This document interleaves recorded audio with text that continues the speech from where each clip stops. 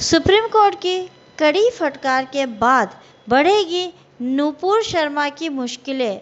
9 राज्यों की पुलिस कर रही है उनका इंतजार। जी हाँ मित्रों, आज की वीडियो में हम नुपुर शर्मा के बारे में पढ़ेंगे, जिस पे सुप्रीम कोर्ट ने कड़ी फटकार लगाई है और उसके ऊपर कई गंभीर आरोप लगाए हैं। क्या है पूरा मामला, उसी के विषय पे चर्चा करने वाले हैं। इस वीडियो को देखने से पहले अगर आपको आईना टॉक्स चैनल के वीडियो पसंद आते हैं तो आप चैनल को सब्सक्राइब कर लें और लेटेस्ट अपडेट के लिए बेल आइकन को क्लिक कर दें। चलिए हम बात करते हैं कि सुप्रीम कोर्ट ने उसको क्या फटकार लगाई थी। बीजेपी लीडर नुपुर शर्मा के खिलाफ दिल्ली, महाराष्ट्र, पश्चिमी बंगाल, बिहार, असम, तेलंगाना, कर्नाटक, जम्मू कश्मीर, केंद्र शासित प्रदेश और उत्तर प्रदेश में धार्मिक भावनाएं भड़काने का मुकदमा दर्ज है।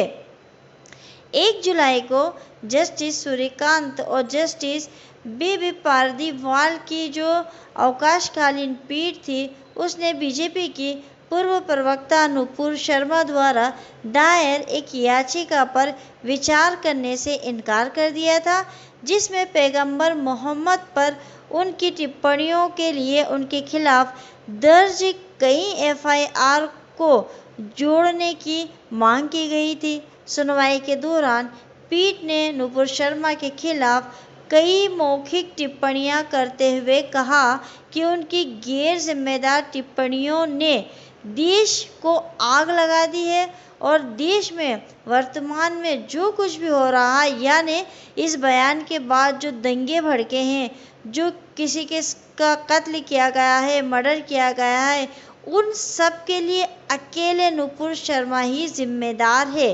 पीठ ने आगे ये भी कहा कि किसी भी राजनीतिक दल का प्रवक्ता होने का ये मतलब नहीं है कि आप गैर जिम्मेदाराना टिप्पणी करने का लाइसेंस प्राप्त कर लेते हैं। लाइसेंस नहीं आपको मिल जाता है। पीठ के आलोचनात्मक टिप्पणियों के बाद नुपुर शर्मा के वकील ने जो याचिका थी उसको वापस लेने का फैसला कर लिया है। सुप्रीम कोर्ट की इस कड़ी फटकार के बाद बीजेपी नेता नुपुर शर्मा की मुश्किलें बढ़ती जा रही हैं, बढ़ने वाली है। उनके खिलाफ कई राज्यों में मुकदमे दर्ज हैं और शीर्ष अदालत ने सभी को दिल्ली ट्रांसफ़र करने के आदेश देने से साफ इनकार कर दिया। अब ऐसे में विवादित बयान देकर पूरे देश का माहौल बिगाड़ने की आरोपी नुपुर शर्मा को 9 से ज़्यादा राज्यों के न्यायालयों के चक्कर काटने पड़ सकते हैं। नुपुर शर्मा के खिलाफ दिल्ली, महाराष्ट्र, पश्चिमी बंगाल, बिहार, असम, तेलंगाना, कर्नाटक, जम्मू कश्मीर, केंद्र शासित प्रदेश और उत्तर प्रदेश में धार्मिक भावनाओं को भड़काने के मुकदमे दर्ज हैं। अब उन्हें इन राज्यों में मुकदमे का सामना करना पड़ेगा। सुप्रीम कोर्ट ने राहत नहीं मिलने के बाद, जब सुप्रीम कोर्ट ने नुपुर शर्मा को किसी भी प्रकार की कोई राहत नहीं दी, तो नुपुर को हर एक मामले में राज्य के निर्धारित स्थानों में दर्ज मुकदमे की प्रक्रिया का सामना करना पड़ेगा। एकमात्र सुप्रीम कोर्ट ही है जो सभी मुकदमों को एक साथ एक जगह पर कर सकती थी, यानी कि दिल्ली में कर सकती थी। इसी के लिए नुपुर शर्मा ने याचिका लगाई थी। किसी अन्य राज्य स्थानांतरित करके सुनवाई करने का आदेश जो है वो भी सुप्रीम कोर्ट दे सकता था।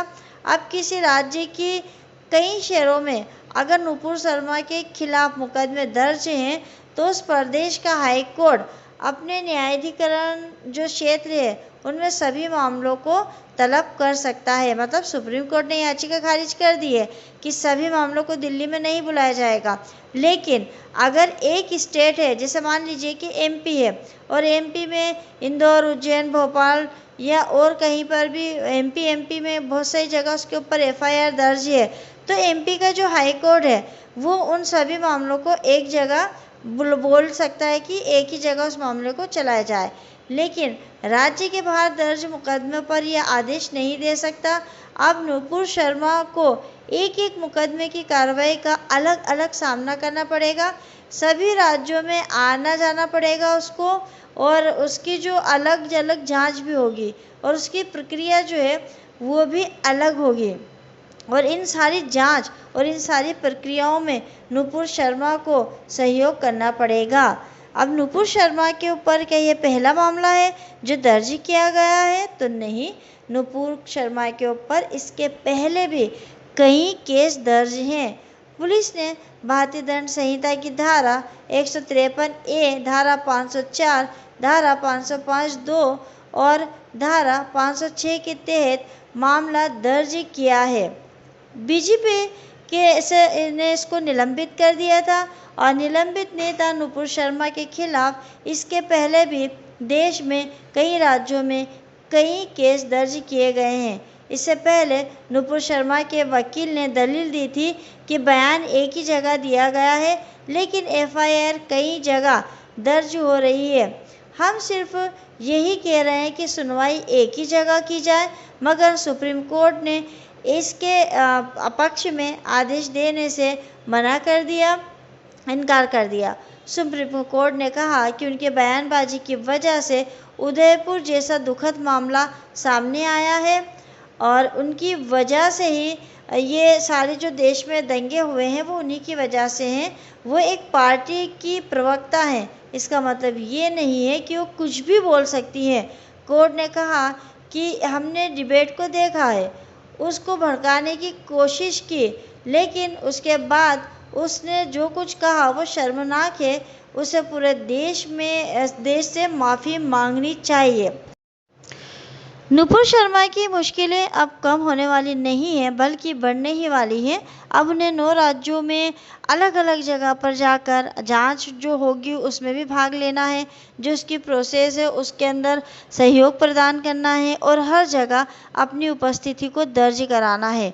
सुप्रीम कोर्ट द्वारा उनकी एक ही जगह सारे केसों को लाने की जो याचिका थी वो खारिज कर दी गई है। और सुप्रीम कोर्ट की टिप्पणियों के बाद कि दंगे जो फैलाए गए हैं वो नुपुर शर्मा की वजह से हुए हैं, जो लोगों की भावनाएं आहत हुई है वो नुपुर शर्मा की वजह से हुई हैं, और उदयपुर का जो मर्डर मामला हुआ है वो भी नुपुर शर्मा की वजह से ही हुआ है।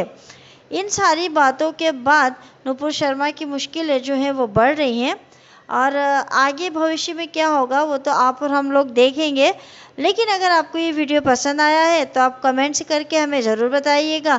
कमेंट्स के साथ साथ आप लाइक करिए और अधिक से अधिक इसको शेयर करिए। मिलेंगे अगले वीडियो में एक नए विषय के साथ, तब तक के लिए शुक्रिया।